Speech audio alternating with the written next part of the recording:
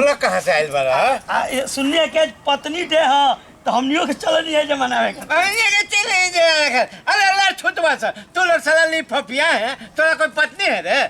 पत्नी जब आएगी तब मनाना पत्नी दे। अरे पंडित जी छोड़िए ना उस सबको, आइए उस सबका तो काम है, बैठिए। पत्नी एक ऐसी प्राणी बैठ है। जा। हाँ बैठ बैठ बैठ बैठ बैठ बैठ बैठ बैठ।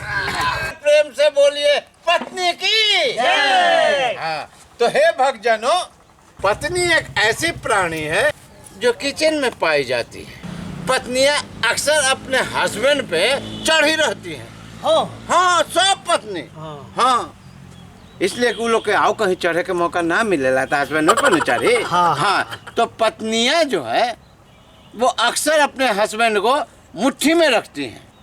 हाँ लेकिन घर का सारा काम काज पत्नियां ही करती हैं। हाँ पत्नी की जय हो, पत्नी की जय। खुशहाल जीवन का राज है कि हमेशा पत्नियों की तारीफ कीजिए, चाहे उसका भाई कैसा भी गैर गुजरल कुत्ता कमीना हो, पर कहिए कि बहुत बढ़िया है।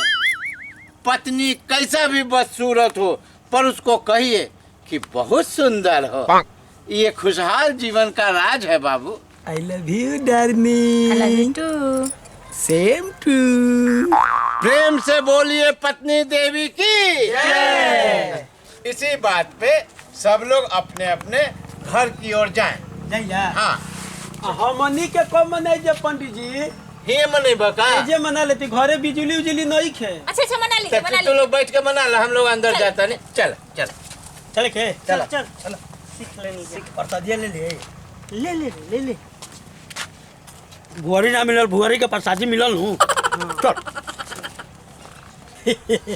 अब हमनियों के मना ले जाला, कुल बिलगो भाग गइल सन, मना ले जाई ना। हां बड़े से बैठता, बड़े से बैठ। ठीक है।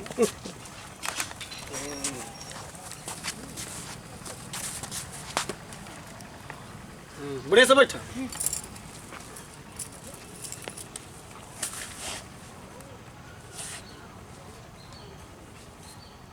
पंडित जी हाँ पहले माला पहनाइए।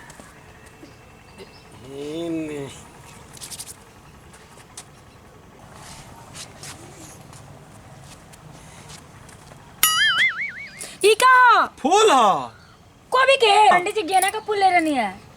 तो ये तो ओकरो से बड़ हाथ बड़ुए। एगो बा दूधो को बेगो आउ बा।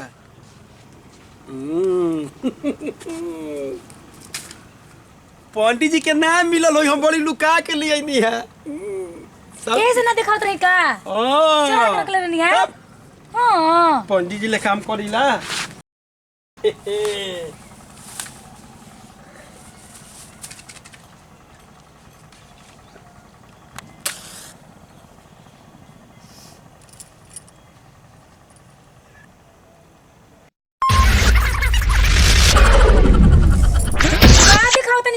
अगरबत्ती डार्लिंग खिसिया मत, दुकान में गई नहीं हाउ अगरबत्तीये ना मिलला तो इहो अगरबत्तीये नु हो। हम मच्छर लगत नहीं का रहा। तू मच्छर से कम का बड़ू? मच्छर तो रात में खून पिए तो तू 24 घंटे खूने पिए के फेर में रहता तो हम मच्छर लगत नहीं। तो मच्छर ना होता का हो? जब बुझे तो ना बोलतन तने रौरा का बोलतन इसे काहे बोलम ना हम मच्छर से कम बड़ू का? मच्छर लगत नहीं हम रौरा। हां तो मच्छर ना होता का हो?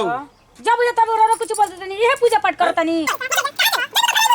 जिंदगी भर पागल रह जीबा। पागल बनी हम आए हो तार पूरा खानदान कोनो मच्छर कोनो बिस्कुटी है कोनो बिलको कोनो भोपड़ास सब तो हरे घरे भरल हमरे कहता रू। जो पत्नी दिवस के दिन नहीं झंझट करबो तू लोग। चल भैया अगरबत्ती लेनी हाउ अगरबत्ती ना मिले तो धुआं देता कि नहीं? क्या हो तो सुथरे अगरबत्ती ले ले वाला ई अगरबत्ती है।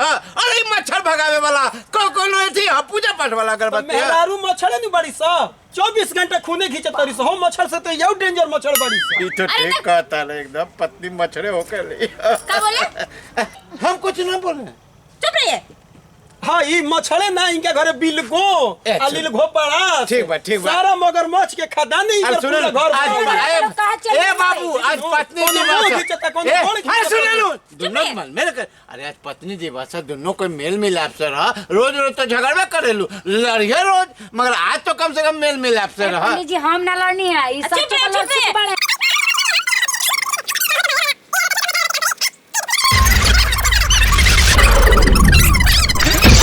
अरे पति पत्नी बढ़िया से रह लो, ऐसे मत करो। अपन को भी धराई लेके जा जल्दी।